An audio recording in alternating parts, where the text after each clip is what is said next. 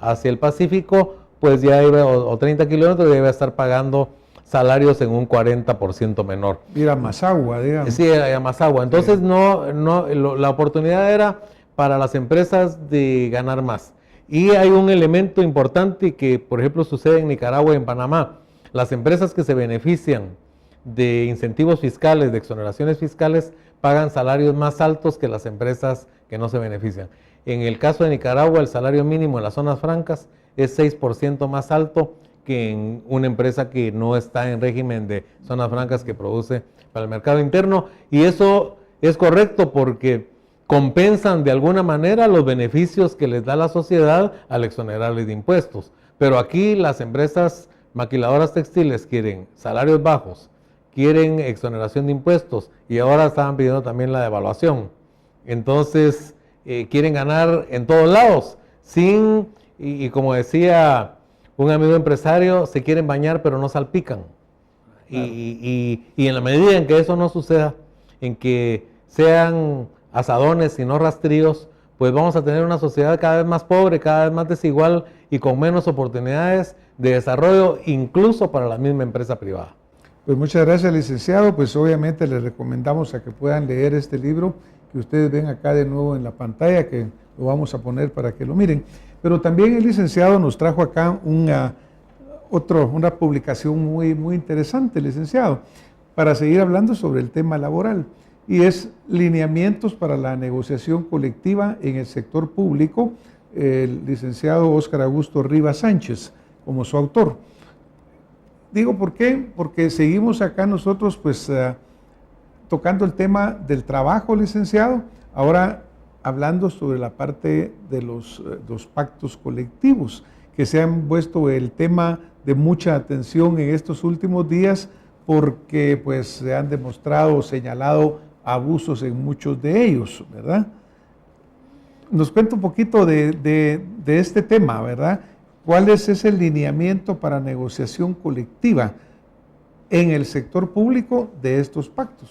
Sí, efectivamente, el licenciado Óscar Rivas Sánchez elaboró este estudio dentro del proyecto que ejecutamos en ASIES, y donde en el estudio se analizan varios pactos colectivos para también poner en evidencia abusos que se han dado en varios de ellos, por ejemplo en aeronáutica civil, con unos bonos aeronáuticos que benefician el bono más alto al director de aeronáutica, por ejemplo la indemnización a los magistrados, al personal de todo el organismo judicial por despido o por renuncia o por terminación de su contrato, que beneficia a los magistrados de la Corte Suprema de Justicia incluso, o el caso del Ministerio de Salud Pública con los viáticos, que beneficia, el aumento de viáticos que beneficia también a las altas autoridades del ministerio, y también otros casos en donde se viola la ley de servicio civil al dar más feriados o se dan excesivo número de días de licencia a miembros de las directivas sindicales.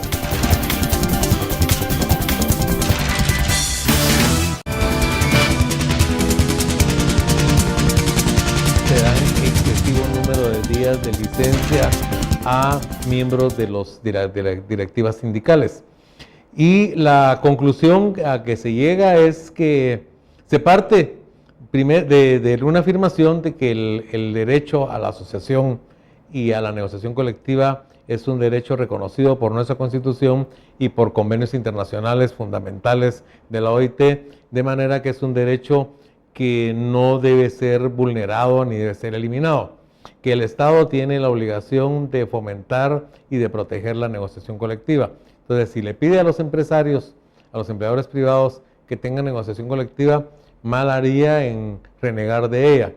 Pero la negociación colectiva en el sector público debe responder también a unos lineamientos diferentes, porque no se trata, como en una empresa, de compartir las utilidades del empleador, del empresario, sino que es los costos en que se incurran en negociación colectiva, se debe evitar que afecten la capacidad del Estado para prestar servicios. Y entonces lo que se plantea es que haya una negociación colectiva más armónica, más coherente en el Estado, de manera que no se creen enormes disparidades derivadas de que en una determinada entidad o ministerio puede haber un sindicato que presione más o que tenga más instrumentos para presionar, o autoridades más tolerantes, más condescendientes, y que participen en la negociación de los pactos colectivos la Oficina Nacional de Servicio Civil, el Ministerio de Finanzas Públicas y la Procuraduría General de la Nación.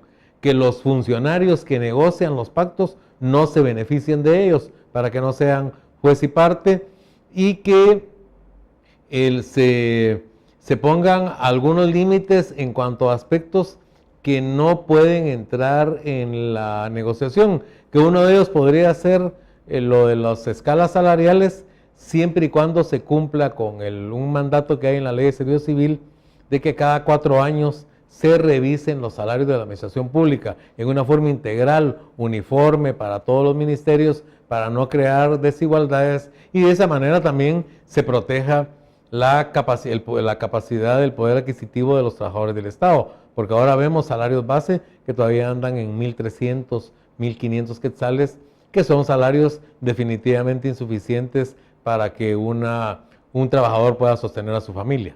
Yo creo que todo esto ha sido una deformidad que se ha venido aumentando, que ha venido creciendo, diría yo, licenciado, porque obviamente usted habla, por ejemplo, de personas que ganan 1.300 quetzales, por ejemplo, ¿verdad?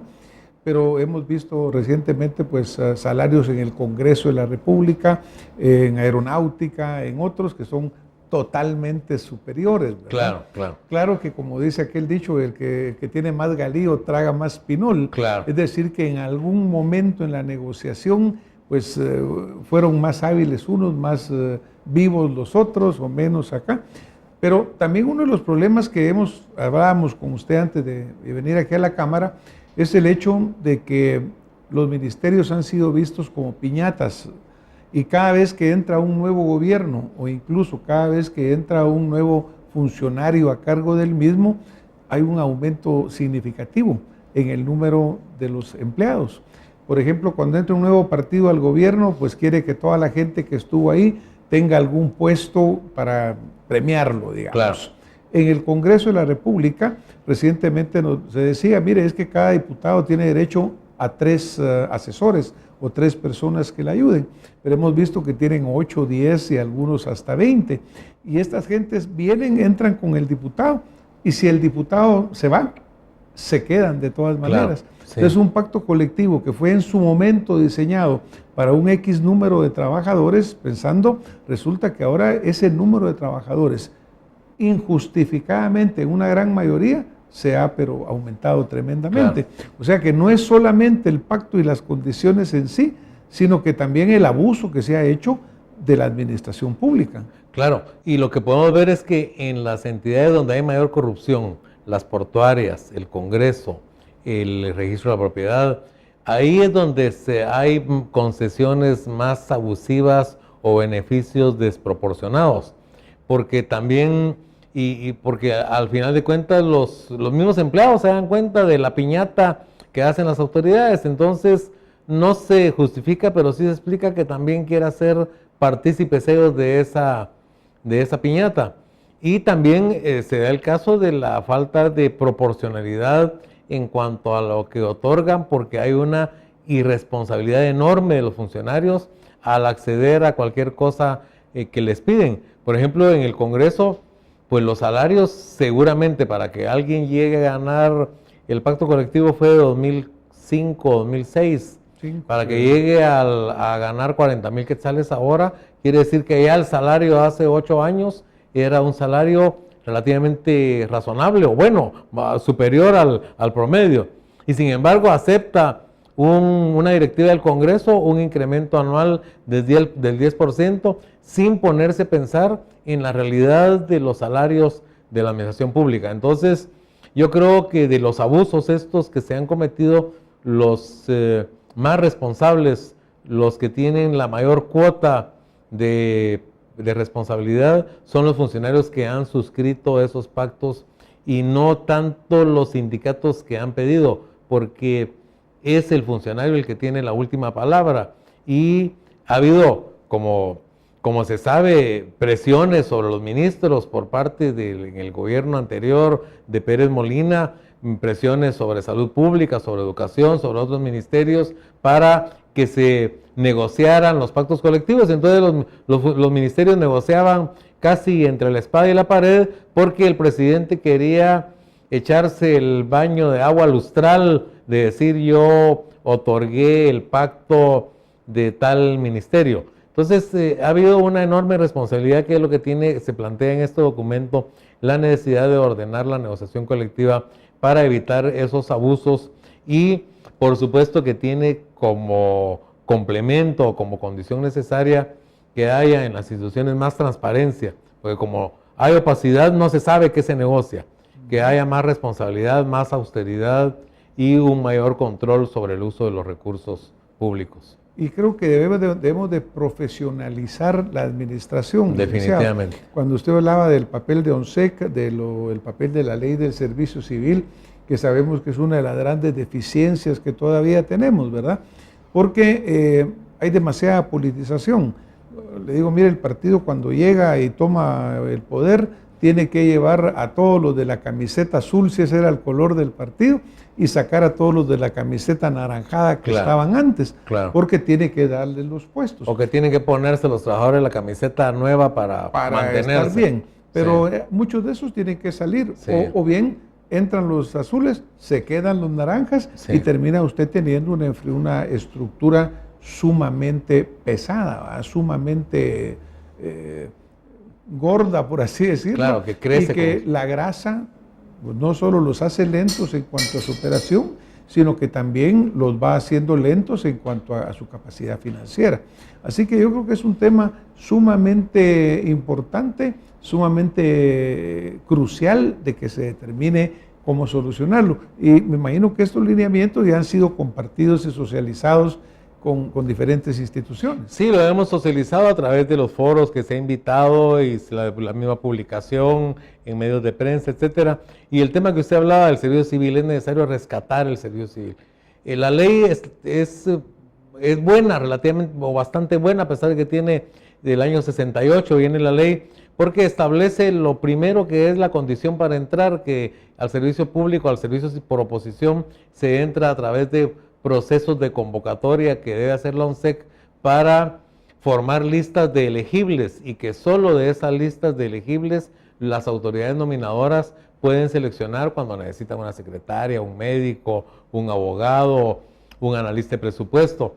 Entonces eso lo que permite es que haya procesos públicos de selección transparentes, y que haya oportunidad para que llegue cualquier guatemalteco capacitado pueda aspirar a incorporarse a la carrera de servicio civil. Como eso no se cumple, tenemos esa situación que usted describe muy bien, que es que cada 4 años unos salen, otros entran, pero de todas maneras los que entran son más de los que salen, y el cuerpo burocrático va engordando hasta hacerse insoportable, tanto desde el punto de vista de su ineficiencia como de su costo. Así es. Recientemente una amiga me envía una foto en la cual se ve al primer ministro, creo que de Holanda o de un país de los escandinavos, tomando el Transmetro equivalente para ir a su trabajo. Claro.